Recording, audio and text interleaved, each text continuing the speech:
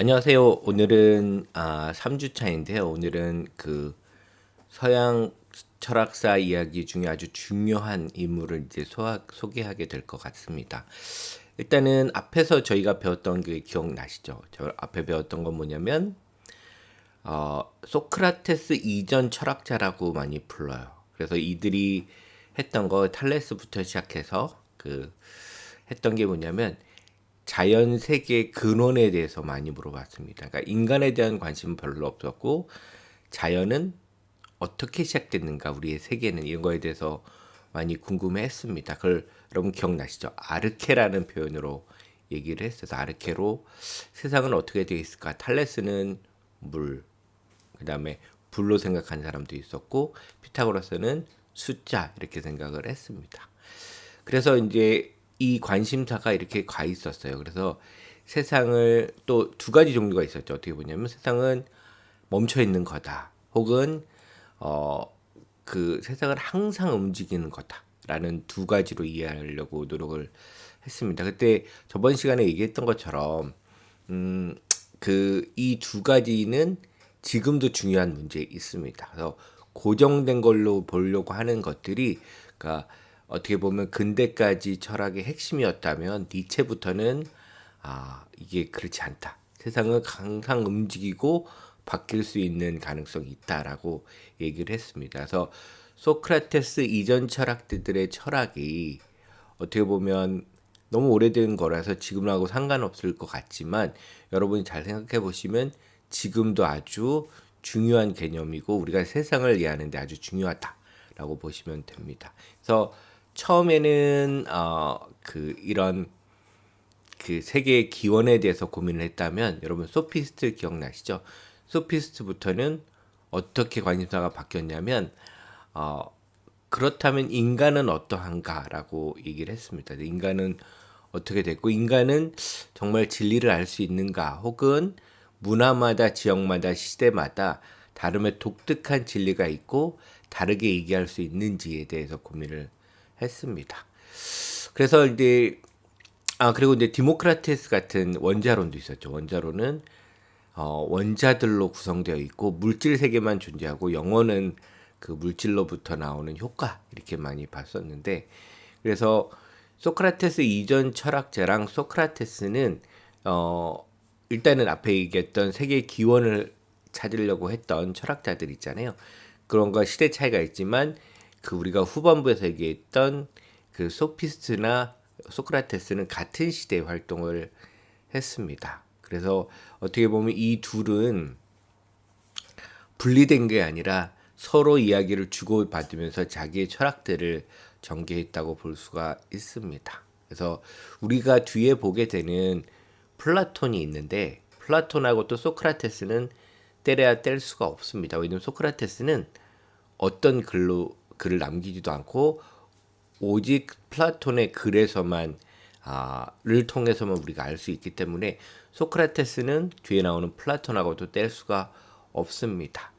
하지만 우리가 철학사를 따라서 올라가면 처음 우리가 진정한 철학자라고 만나는 사람은 분명 소크라테스라고 볼 수 있어요. 그래서 우리가 이제 소크라테스를 잘 안다는 거는 이 과거에 대한 철학을 잘 아는 것뿐만 아니라 사실은 우리가 알고 있는 서양 철학의 토대를 안다고 해도 과언이 아닐 것 같습니다. 그래서 소크라테스를 잘 이해하는 것은 항상 중요한 일입니다. 그러니까 서양 철학사를 이해하는 데 있어서. 그래서 오늘은 소크라테스에 대해서 3시간 동안 한번 찬찬히 살펴보도록 하겠습니다. 소크라테스는 아마 여러분들이 좀 편하게 생각할 수도 있을 것 같아요. 왜냐하면 소크라테스는 여러 가지 잘 알려진 특징도 있죠. 여러분도 잘 아실 거예요. 너 자신을 알라에서부터 여러분이 잘 알고 있는 내용이 많으니까 쉽게 따라올 거라고 생각이 됩니다. 그러면 오늘 수업을 진행을 하겠습니다.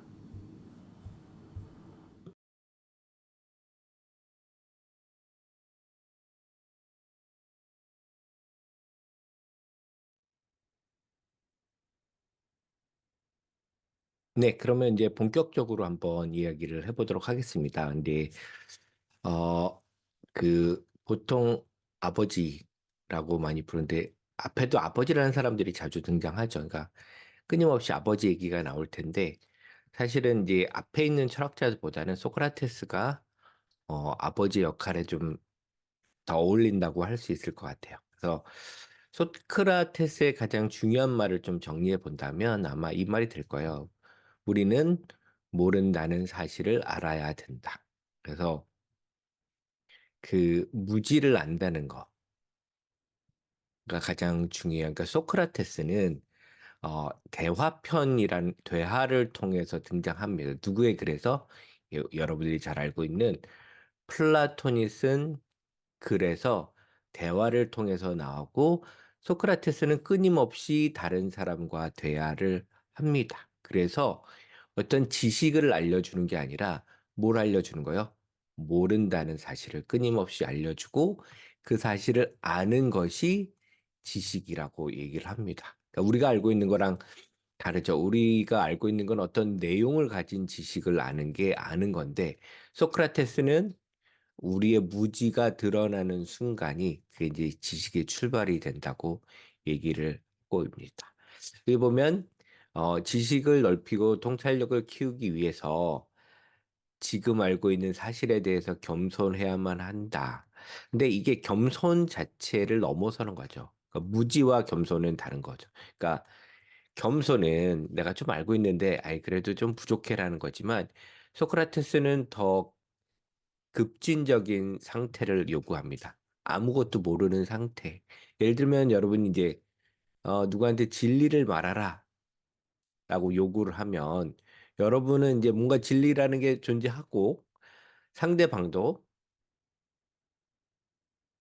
진리를 알겠거니 하고 대화를 통해서 전달하는데 예, 요 자체를 사실은 여러분이 진리를 정의하라고 하면 여러분이 모르죠. 정리하기. 저도 진리가 뭐라고 하면 계속 뒤에 설명을 붙일 뿐 진리가 뭐라고 정의는 못해요.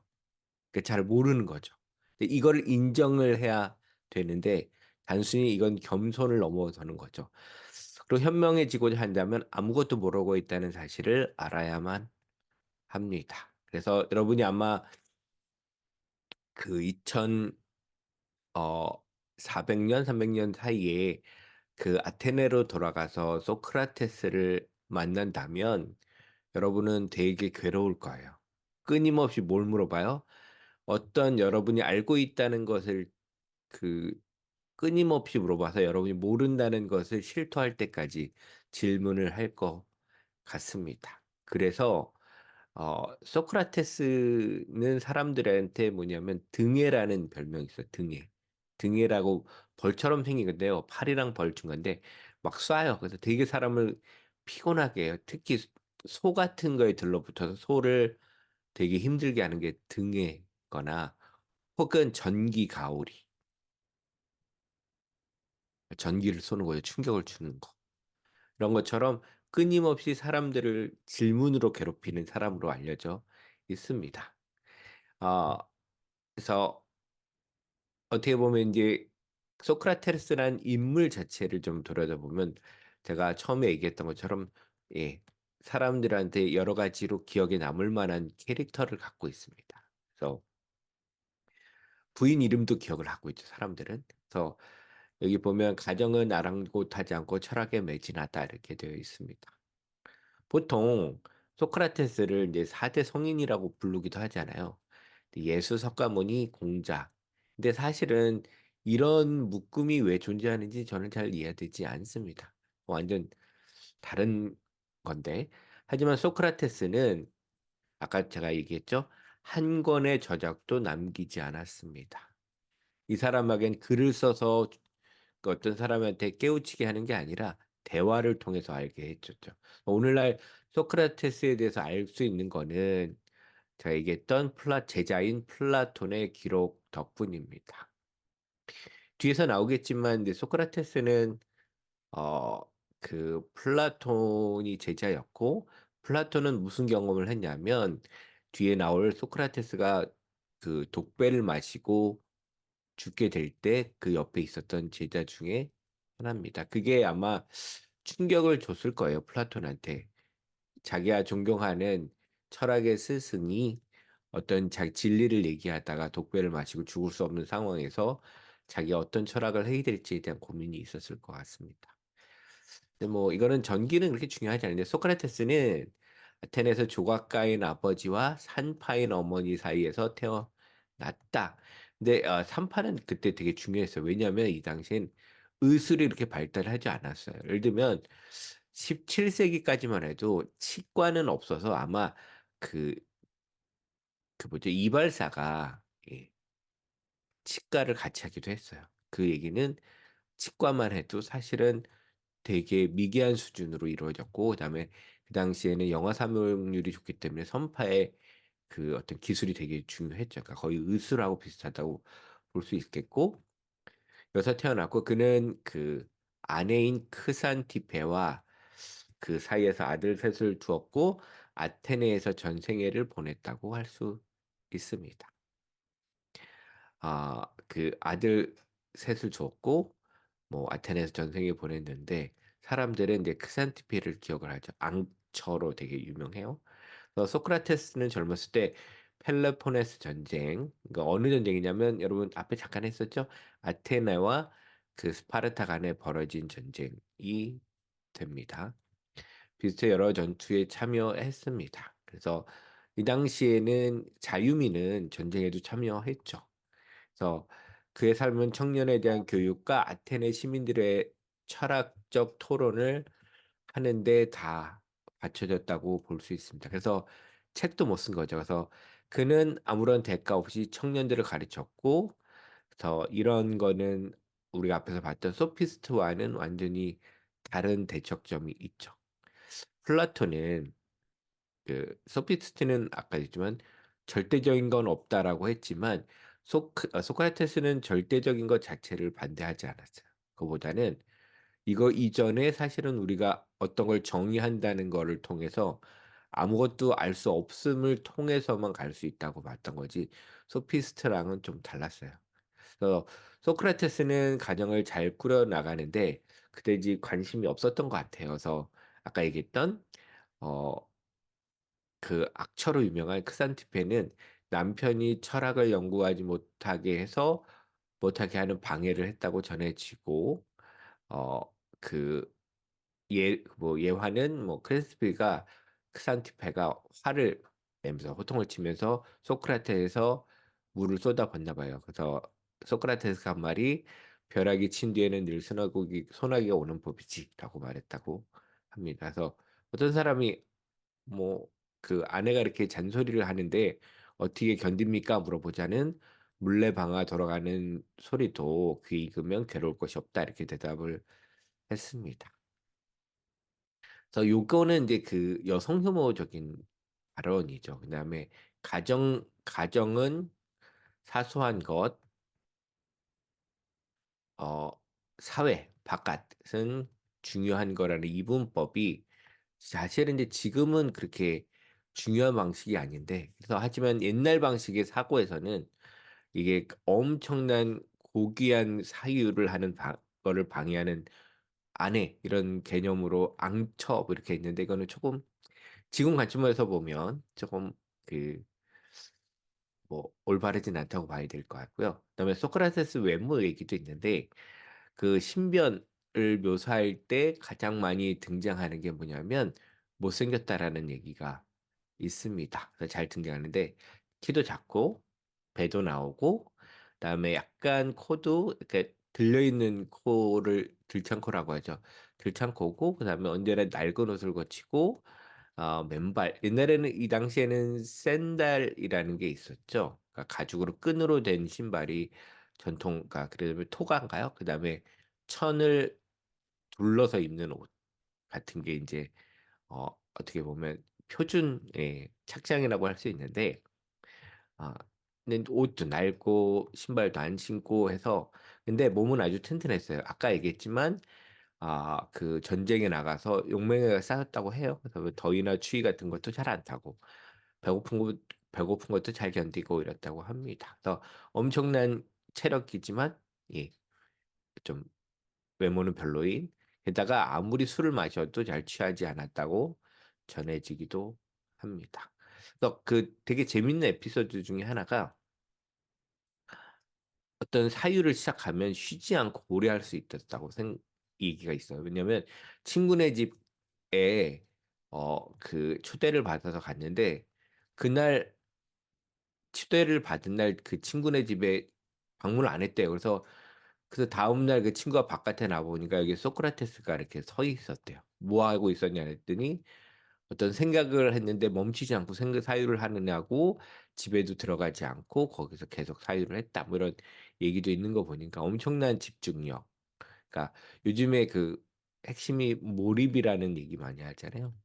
그래서 몰입을 하는 게 가장 중요하다. 우리가 잘 못하는 게 이제 몰입이잖아요. 유튜브. 그래서 같은 것 때문에 쇼트도 있고 그래서 이런 게 그 당시에 가능했던 방법의 공부였던 것 같습니다. 그러니까 자신을 방해하지 않고 끊임없이 몰입할 수 있다는 거. 그래서 일단 앞에서 우리가 배웠던 소피스트와의 관계를 한번 살펴봤는데 어떻게 소피스트의 반대인지 한번 볼게요. 소크라테스는 우리가 배웠던 아르케 자연 연구에 몰두해 있던 철학적 논의 방향을 인간으로 바꾸려고 했습니다. 소피스트도 그랬죠. 그가 보기엔 인간을 도외시한 자연 연구는 진정한 철학이 아니었다. 그죠? 그러니까 인간을 알아야 되겠다. 그래서 이런 윤리가 중요합니다. 그래서 철학은 항상 관심사가 바뀌는데 그 소크라테스 이전 철학자들이 잘한 철학자라고 하면 소피스트나 그 소크라테스는 윤리 철학자. 그다음에 그 플라톤은 관념적이죠. 이데아 같은 거. 그다음에 아리스토텔레스는 뭐 약간 중첩돼요. 이 사람은 이제 백과사전적으로 세계를 여러 가지로 다 보려고 했어요. 그래서 이 사람은 자연 철학도 했고 윤리 철학도 했고 존재론이라는 것도 했고 뭐 등등 형이상학도 했고 그래서 다 해요.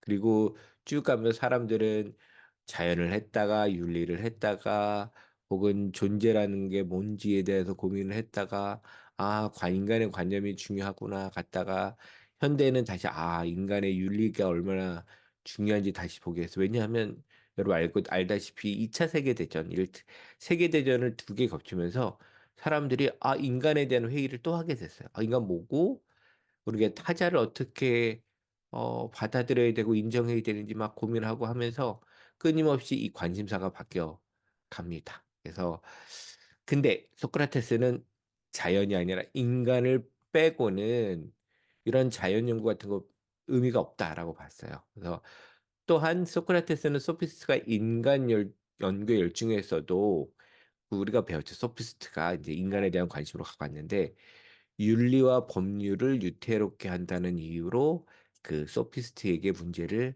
자주 제기했습니다. 소크라테스는 개별적인 인간은 만물의 척도라고 주장하는 프로타고라스의 의견에 반박을 했어요. 저번 시간에 기억나시죠? 어, 그 만물의 척도 사람마다 다 다르다. 내가 세상을 어, 그 재는 판결하는 척도다라는 얘기 했었죠. 그래서 이렇게 반박을 했는데 인간은 하나의 종으로 만물의 척도다 이렇게 얘기를 했죠. 근데 여기서 중요한 말은 뭐예요?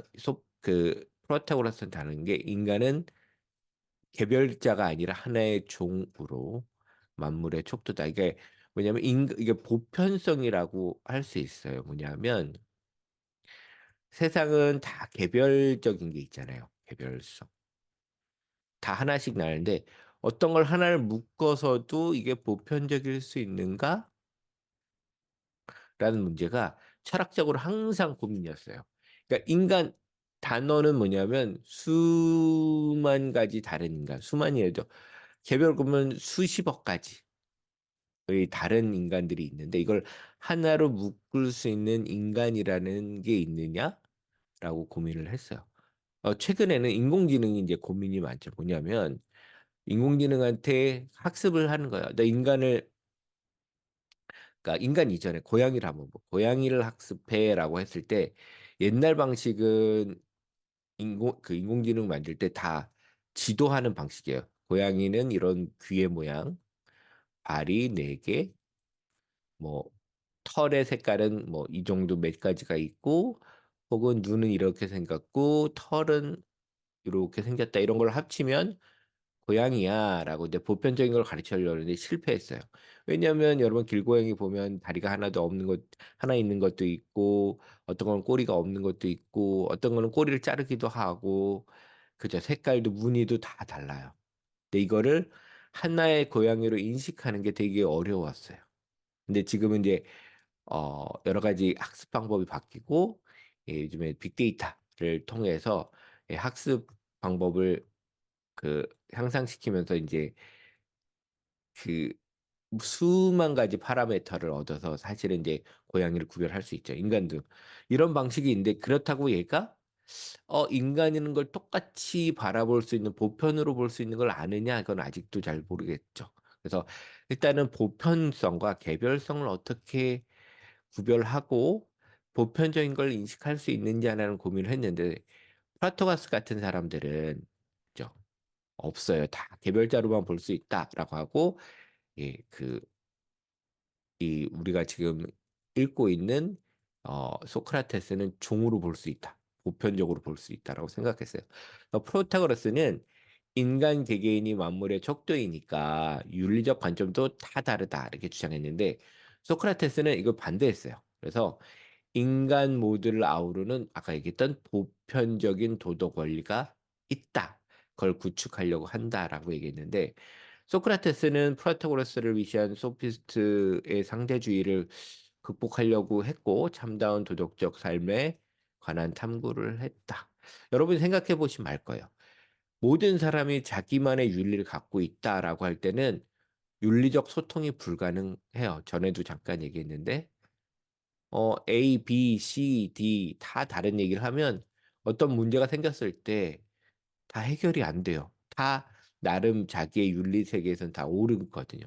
나는 너의 빵을 훔치긴 했지만 나는 배고프고 우리 가족은 굶고 있고, 나는 내가 이 가장의 역할을 하자면 우리 가족을 먹여 살릴 수 없어. 나는 나의 세계에서는 너의 빵을 훔친 거는 아주 윤리적인 행동이야라고 주장을 하면 요 틀 안에선 옳았죠. 근데 이렇게만 주장하면 이 안에서 어떤 공통적인 윤리적인 합의를 찾을 수가 없죠. 그래서 일단 윤리는 우리가 생각하는 단순 옳음의 문제가 아니라 어떻게 윤리적 보편성이 있는지를 탐구하는 게 되게 중요합니다.